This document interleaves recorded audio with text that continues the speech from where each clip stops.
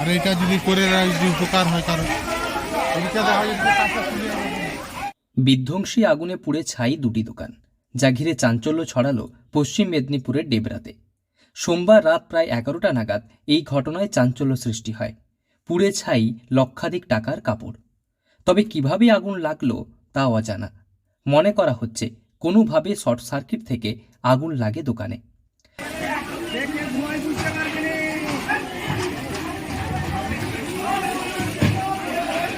কাপড় থাকায় আগুন দ্রুত ছড়িয়ে পড়ে।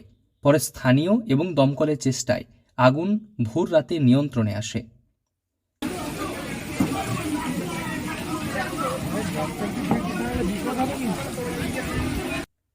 প্রবল গরমের পর সোমবার বিকেলে জেলা জুড়ে কালো মেঘে ঢেকে যায় আকাশ। সন্ধ্যা গণাতেই শুরু হয় দমকা হাওয়া, সঙ্গে বৃষ্টিও। এর সঙ্গে পড়তে থাকে বাজও। তবে প্রায় রাত্রি 11টা নাগাদ ডেবরার মলিহাটি চৌরাস্তা এলাকায় একটি অভিজাত কাপড় দোকানে আগুন দেখতে পায় স্থানীয়রা। খবর ছড়িয়ে পড়তে আগুন নেভানোর কাজে হাত লাগান স্থানীয় বাসিন্দারাই।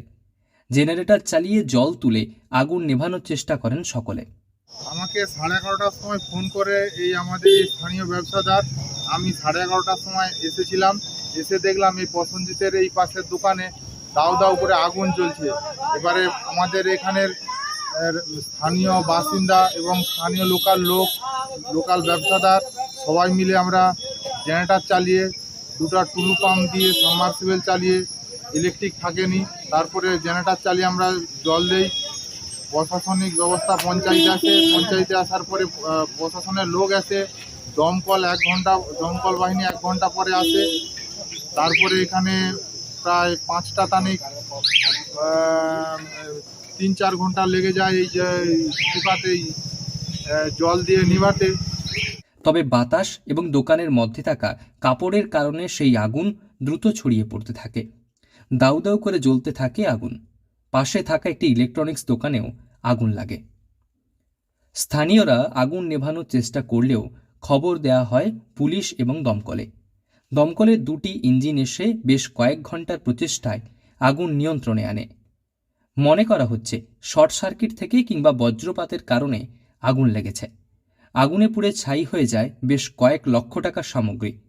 শুধু তাই নয়, লাগোয়া বেশ কয়েকটি দোকানেরও সামান্য ক্ষতি হয়েছে আগুনের কারণে। ব্যবসায়ী কাপড় দোকানে আগুন লাগে এবং আগুনটা লাগে সম্ভবত শর্ট সার্কিট হোক, যদিও কারেন্ট কালকে ছিল না, কিন্তু ইনভার্টারের সংযোগের ফলে ওইখান থেকে আগুনটা লাগছে বলে আমাদের ধারণা হচ্ছে। তো সেইখান থেকে আগুন ছড়িয়ে পড়ে। কাপড় দোকান ছিল তো, এবং ইলেকট্রিক সাজ সরঞ্জামও ছিল, যাতে করে আগুনটা এত র্যাপিডলি ছড়িয়ে পড়ে গোটা বাড়িতে আগুন ধরে যায়।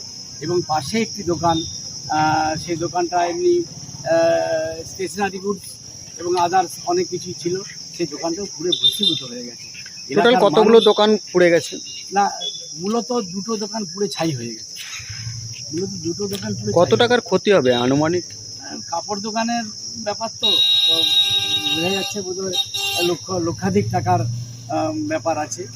তবে কিভাবে ঘটল এই ঘটনা তার তদন্তে নেমেছে ডেবরা থানার পুলিশ। যদিও এ বিষয় নিয়ে কোনো মন্তব্য করেননি দোকানের মালিক।